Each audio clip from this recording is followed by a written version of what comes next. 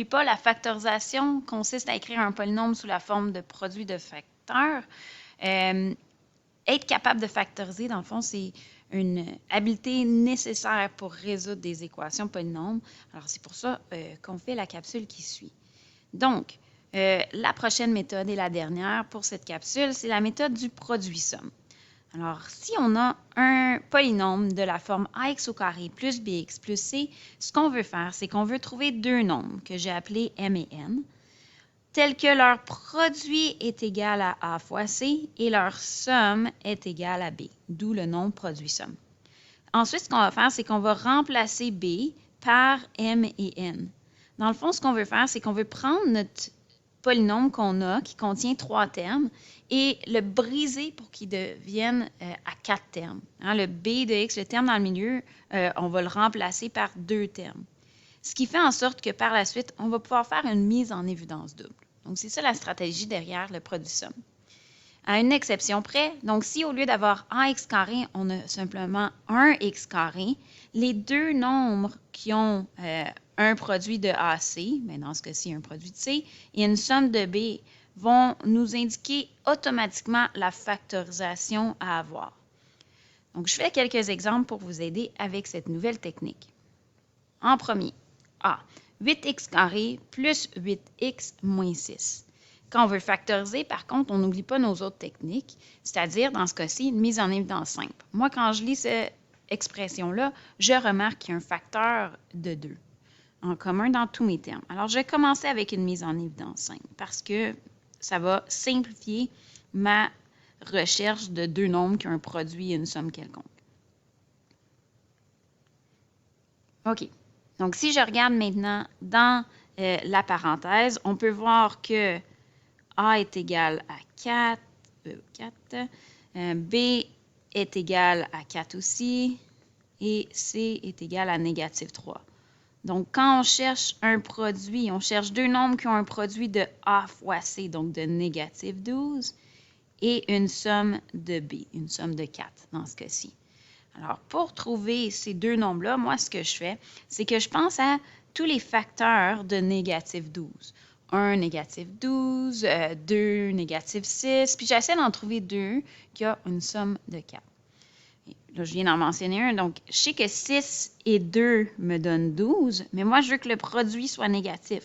Donc, il faudrait qu'un de ces deux nombres-là soit négatif.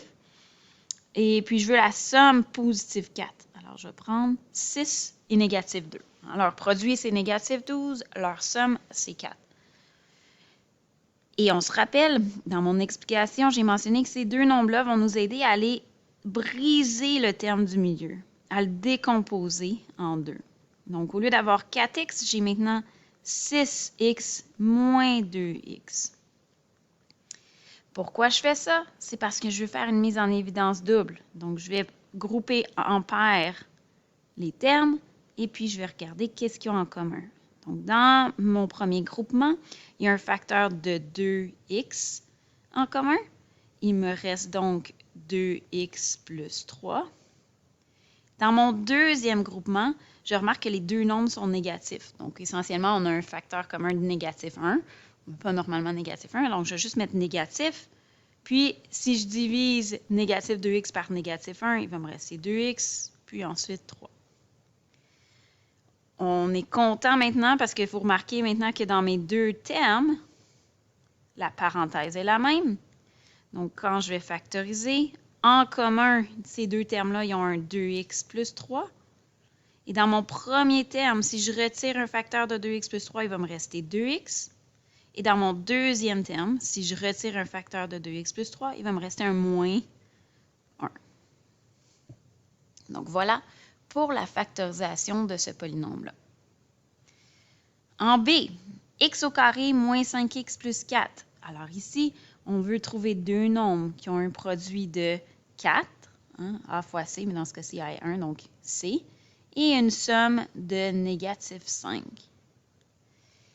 OK, donc 4, une fois 4, et je pourrais prendre donc négatif 1 fois négatif 4 pour me donner un produit de 4 et une somme de négative 5. Et puisque la valeur, donc ici, puisque j'ai seulement un x carré, les deux nombres que j'ai trouvés vont m'indiquer automatiquement la factorisation. Donc, je peux tout de suite sauter à cette ligne de factorisation-là.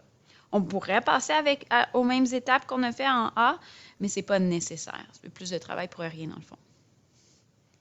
En C, x au carré moins 9x moins 36. Alors ici, on a besoin de trouver deux nombres qui ont un produit de négatif 36 et une somme de négatif 9. Donc, 2, 18. Là, j'essaie de penser au facteur de 36. 2, 18, non. Quoi d'autre? 6 et 6. Il y a 3 et 12. Ça va fonctionner, hein, parce que je veux un produit négatif. Donc, je sais qu'un de mes deux facteurs doit être négatif, puis une somme de négatif 9. Alors, je pourrais prendre 3 et négatif 12. Étant donné que j'avais un seul x carré, je peux prendre ces chiffres-là et les insérer dans mes parenthèses de cette façon pour obtenir ma factorisation. Donc, x plus 3 fois x moins 12. Prochain exemple. Alors ici, on veut deux nombres qui ont un produit de 2 fois 12, donc de 24, et une somme de 11. Donc, 1 fois 24, non, 2 et 12, non, 3 et 8. Ah, ça va fonctionner, 3 et 8.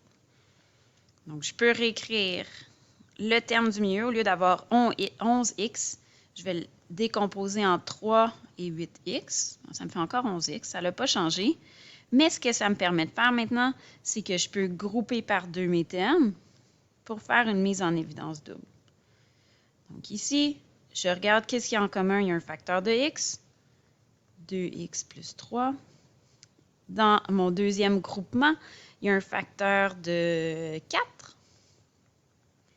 Et j'ai 2x plus 3. Donc, maintenant que j'ai terminé avec cette première étape, je regarde, j'ai maintenant deux termes. Dans ces deux termes-là, ma parenthèse est la même. Je suis donc sur la bonne voie. Si jamais vous remarquez que vos parenthèses sont différentes, allez revisiter le choix que vous avez fait pour votre produit somme. Ça se pourrait que ces chiffres-là ne fonctionnent pas pour le polynôme que vous avez. Donc, allez revoir en arrière les étapes que vous avez faites si jamais ces parenthèses-là sont différentes. Parce qu'ils ont besoin d'être pareils, parce que nous, on veut faire une mise en évidence simple. Donc, entre mon premier terme et mon deuxième terme, il y a un facteur de 2x plus 3. Et de mon premier terme, il va me rester x et plus 4. Alors voilà, c'est factorisé. Allons-y avec un dernier exemple. Donc, le dernier exemple peut-être fait peur à quelques-uns d'entre vous parce que j'ai des signes de x. Il y en a peut-être même qui ne sont pas trop certains c'est quoi un signe de x. Mais ce que je remarque, c'est que j'ai 3 fois quelque chose au carré, plus 8 fois ce même quelque chose-là, plus 4. Donc, ce que je pourrais faire ici là, pour le réécrire d'une façon semblable à nos polynômes qu'on a fait jusqu'à présent, je pourrais dire, OK, bien moi, là, signe de x, là, cet objet-là, cette chose-là, je vais lui donner le nom de t. Ça fait en sorte que mon 3 sin carré de x plus 8 sin de x plus 4 va être un 3t au carré plus 8t plus 4. Et puis ça, c'est familier.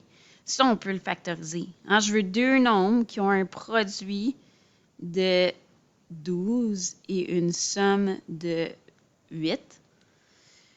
Donc, ça serait quoi ça? 6 et 2. Alors, 6 et 2. Donc, en commun, dans mon premier, où on fait nos groupements, dans mon premier groupement, j'ai un facteur de 3t.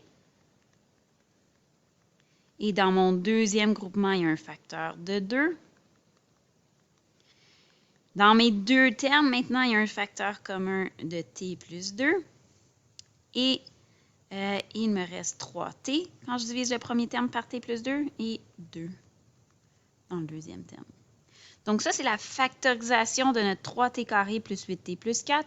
Mais nous, on veut redonner notre réponse là, en termes de sin de x, puisque c'est ça qu'on avait au départ. On a dit que t était égal à sin de x. Donc, au lieu d'avoir t plus 2, je vais avoir sin de x plus 2. Puis, au lieu d'avoir 3t plus 2, je vais avoir 3 sin de x plus 2. Voilà ce qui conclut notre capsule sur la factorisation.